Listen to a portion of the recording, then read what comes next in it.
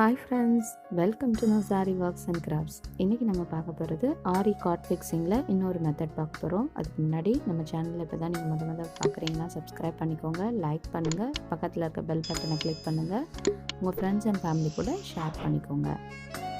இன்றைக்கி நம்ம அந்த பெல் பின்ஸ், அதாவது இந்த பின்ஸ் இருக்கு இல்லையா, அதை வச்சு எப்படி நம்ம கார்ட்டில் ஃபிக்ஸ் பண்ணலான்னு பார்க்கலாம். இந்த கார்ட்டில் பார்த்திங்கன்னா இந்த மாதிரி கிளாத் அட்டாச் பண்ணியிருப்போம். ஸோ அந்த ரெண்டு கிளாத்தையும் ஒன்றா சேர்த்து பிடிச்சிக்கோங்க. பிடிச்சிட்டு இந்த மாதிரி பின்ஸை ஸ்ட்ரைட்டாக நம்ம போட போகிறோம். யூஸ்வலாக நம்ம ரன்னிங் ஸ்டிச்சஸ் போடுவோம், உங்களுக்கு தெரியும்னு நினைக்கிறேன். பாருங்கள், அந்த நீட்டில் நான் போட்டு அழுத்தி இந்த ஓட்டையாக இருக்கு. ஸோ இதை நெட்டுக்காக நம்ம ஓட்டு தையல் மாதிரி போட்டு நம்ம தைச்சிட்டு அதுக்கப்புறம் நம்ம ப்ளவுஸை அட்டாச் பண்ணுவோம். அதுக்கு பதிலாக நம்ம உட்காந்து தைச்சிட்ருக்கிறதுக்கு பதிலாக இந்த மாதிரி பின்ஸ் இருந்தால் ஃபாஸ்ட்டாக நம்மளோட கார்ட் ஃபிக்ஸிங் நம்மளால் பண்ண முடியும். ஸோ இந்த ரெண்டு கிளாத்தையும் நல்லா ஸ்ட்ரைட்டாக பிடிச்சி வச்சுட்டு இந்த மாதிரி நீங்கள் பின்ஸ் வச்சுட்டு நீங்கள் போட்டுக்கலாம். இப்போ பாருங்கள், இந்த பின் எடுத்து இந்த ரெண்டு கிளாத்தையும் ஒன்றா பிடிச்சிட்டு ஸ்ட்ரைட்டாக மட்டும் போட்டுக்கோங்க. ஸோ எப்படி பின் போட்டிருக்கோமோ அதுக்கு மாதிரி ஸ்ட்ரைட்டாக இந்த மாதிரி 2 தடவை உள்ளே விட்டு எடுத்துக்கோங்க. ஃபஸ்ட் டைம் உள்ளே விட்டு திரும்ப கீழே விட்டுட்டு திரும்ப ஒரு தடவை எடுத்து நேராக விட்டிங்கன்னா ஒரு ஸ்டிச் போட்ட மாதிரி நமக்கு இந்த நீடில் இந்த கிளாத்தில் ஃபிக்ஸ் ஆகிக்கும். ஸோ ஒரு எட்ஜிலேருந்து இன்னொரு எட்ஜ் வரைக்கும் இந்த கிளாத்தை நம்ம இந்த மாதிரி ஃபிக்ஸ் பண்ணிக்கணும் கண்டினியூஸாக.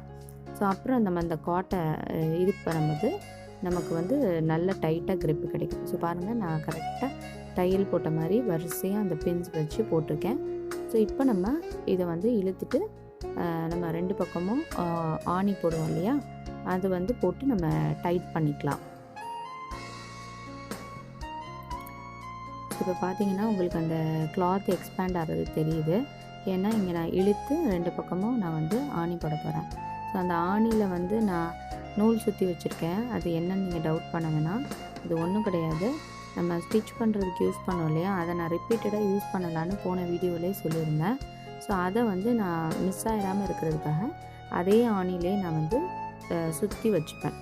ஸோ ஒரு பக்கம் நம்ம போட்டுட்டோம். இப்போ இன்னொரு பக்கம் இந்த மாதிரி இழுத்து டைட்டாக நீங்கள் ஆணி போட்டுக்கோங்க. ஸோ இப்போ நம்ம போட்டாச்சு.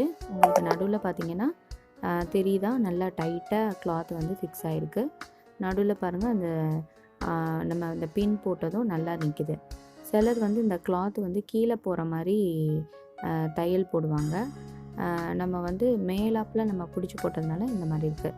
அப்படி வேணும்னா நீங்கள் இந்த மாதிரி பின் போட்டுட்டு திருப்பிக்கோங்க. இதை திருப்பிட்டு நீங்கள் அந்த சைடில் நம்ம ஓட்டையாக இருக்கிற குச்சி இன்சர்ட்யா அதை அதுக்கப்புறம் நீங்கள் இன்சர்ட் பண்ணிக்கலாம். ஸோ என்னோடய கிளாத் ரொம்ப டேமேஜ் ஆகிடுச்சு. ஆக்சுவலாக நான் திரும்ப இந்த கிளாத்தை அட்டாச் பண்ணணும். நல்லாவே யூஸ் பண்ணியாச்சு. இப்போ உங்களுக்கு தெரியும், நல்லா விரிஞ்சு எக்ஸ்பேண்ட் ஆகி இருக்குது. ஸோ நல்லா டைட்டாக இருக்குது. இப்போ நம்ம இதில் கிளாத் எப்படி ஃபிக்ஸ் பண்ணலான்னு பார்க்கலாம். நல்லா ஆணி போட்டு ரெண்டு பக்கமும் டைட் பண்ணிக்கோங்க. அப்போ தான் நடுவில் அந்த க்ரிப் உங்களுக்கு கிடைக்கும். சுருக்கம் இல்லாமல் கிளாத்தை நம்மளால் ஃபிக்ஸ் பண்ண முடியும். அதனால நல்லா இந்த மாதிரி டைட்டாக லூஸ் இல்லாத அளவுக்கு ஃப்ரேமை நல்லா ஃபிக்ஸ் பண்ணிக்கோங்க. ஸோ நம்ம இப்போ சில்க் சாரீ ப்ளவுஸ் ப்ரிஃபரபிளாக எப்போயுமே நம்ம காட்டில் பண்ணுறது நல்லது. எப்படி தான் நம்ம ரவுண்ட் ஃப்ரேமில் போட்டாலும் நான் ரவுண்ட் ஃப்ரேம்லேயுமே டேமேஜ் இல்லாமல் நான் போடுறதுக்கு சொல்லி கொடுத்துருக்கேன். நீங்கள் நெக் மட்டும் போடுறீங்கன்னா அது தாராளமாக நீங்கள் அந்த மெத்தடை யூஸ் பண்ணிக்கலாம். இதில் நீங்கள் ஃபுல்லாக ஒர்க் பண்ணுறீங்கன்னா நீங்கள் காட் யூஸ் பண்ணுறது தான் பெட்டர் சில்க் சாரீ ப்ளவுஸஸ்க்கு. இப்போ நம்ம இந்த கிளாத்தை இது மேலே வச்சு எப்படி ஸ்டிச் பண்ணலான்னு பார்க்கலாம். ஸோ இந்த மாதிரி நம்ம கிளாத்தை எடுத்து அந்த ஸ்ட்ரைட்டாக அந்த ஒயிட் கிளாத் இருக்கு இல்லையா, அது மேலே வச்சுக்கலாம். இது கிளாத் நகராமல் இருக்கிறதுக்கு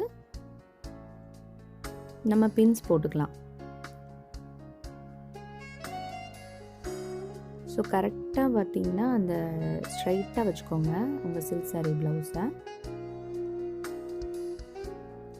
இப்போ நம்ம பின் போட்டுக்கலாம். நகராமல் இருக்கணும் இல்லையா, அதுக்கு நம்ம பின் போட்டுக்கலாம். ஸோ ரெண்டு எட்ஜஸையும் இதே மாதிரி நீங்கள் ஸ்டிச் பண்ணிக்கோங்க. அஸ் யூஷுவல் நான் ஆரி நீடிலும் நம்மளோட சியூவிங் த்ரெட், அதாவது நம்ம மிஷினுக்கு யூஸ் பண்ணோம் இல்லையா, அதே த்ரெட்டு தான் யூஸ் பண்ணியிருக்கேன். இதை நம்ம பின் போட்டுட்டு நான் சொன்ன மாதிரி பின் போட்டுக்கோங்க. நகராமல் இருக்கும் உங்களுக்கு கிளாத்து. ஸோ கீழே கொஞ்சம் அட்ஜஸ்ட் பண்ணி போட்டிங்கன்னா உங்களுக்கு போட்டுக்கலாம்.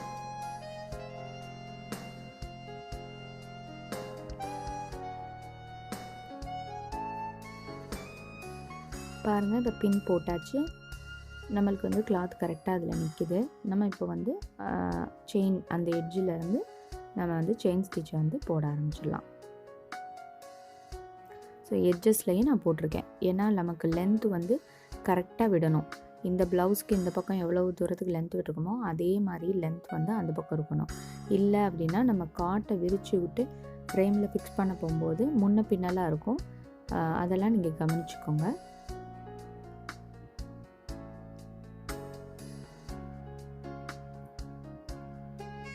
நான் இப்போ ஒரு எட்ஜிலேருந்து செயின் ஸ்டிச் ஸ்டார்ட் பண்ணி இப்போ வந்து நேராக நான் போடுறேன்.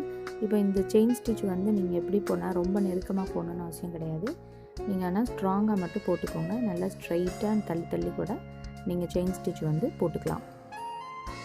ஆனால் என்னென்னா ஸ்ட்ரைட்டாக இருக்கணும். கோணல் மானலாம் நீங்கள் போடக்கூடாது, ஸ்ட்ரைட்டாக போட்டுக்கோங்க.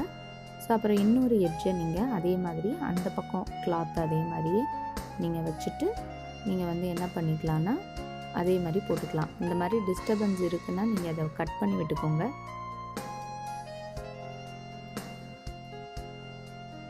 ஸோ இந்த மாதிரி அடுத்த சைடும் நான் வந்து ஸ்டிச் பண்ணிட்டேன் பாருங்கள். ஸோ இப்போ நம்ம 2 பக்கமுமே ஸ்டிச் பண்ணிட்டோம். இப்போது இந்த பக்கம் அந்த பக்கம் நான் வந்து ஒரு பக்கம் உள்ளார வச்சு ஸ்டிச் பண்ணியிருக்கேன், இன்னொரு பக்கம் வெளி பக்கமாக வச்சு ஸ்டிச் பண்ணியிருக்கேன். அது உங்களோட கம்ஃபர்ட்டுக்கு ஏற்ற மாதிரி நீங்கள் பண்ணிக்கோங்க. இப்போ நடுவில் என்ன இருக்குன்னா அந்த பின்ஸ் இருக்குது. இப்போ நம்ம அந்த காட்டை வந்து அந்த ஆணியெல்லாம் ரிமூவ் பண்ணிடலாம். ரிமூவ் பண்ணிட்டா ஃப்ரேம் லூஸ் ஆகிடும். நீங்கள் அப்படியும் பண்ணலாம். நடுவில் இருக்க அந்த எல்லாம் நம்ம ஸ்டிச் போட போகும்போது என்ன பண்ணோம்னா இந்த 2 கிளாத்துக்கும் இடையில இருக்கக்கூடிய நூலை வந்து பிரித்து விட்ருவாங்க. இங்கே வந்து டைட்டாக நம்ம வந்து பின் போடுறதுனால பின்னை உருவ முடியாது. அதனால் நீங்கள் வந்து கொஞ்சம் வந்து ஆணியை வந்து எடுத்து விட்டுட்டு அப்புறமா நீங்கள் என்ன பண்ணலான்னா பின்ஸ் எடுக்கலாம். பாருங்கள், பின்ஸ் எவ்வளோ டைட்டாக இருக்குன்னு உங்களுக்கு காமிக்கிறேன். ஸோ எவ்வளோ டைட்டாக இருக்குது பார்த்தீங்களா? நான் பரிங்கிற வரவே மாட்டேங்குது. ஸோ இவ்வளோ டைட்டாக இருக்கும் பின்ஸு. அதனால் நீங்கள் பெட்டர் வந்து பாருங்கள், நானும் அது கூட போராடுறேன். ஸோ அந்த நூல் இழுக்கிற மாதிரி இதை இழுத்துடலாம் அப்படின்னு சொல்லிட்டு, ஆனால் வரவே இல்லை. ஸோ நான் பெட்டரை வந்து நம்ம ஆணியவே ரிமூவ் பண்ணலான்னு சொல்லிட்டு நான் வந்து அந்த ஆணியை தான் அப்புறம் இழுத்து விட்டு ரிமூவ் பண்ணேன்.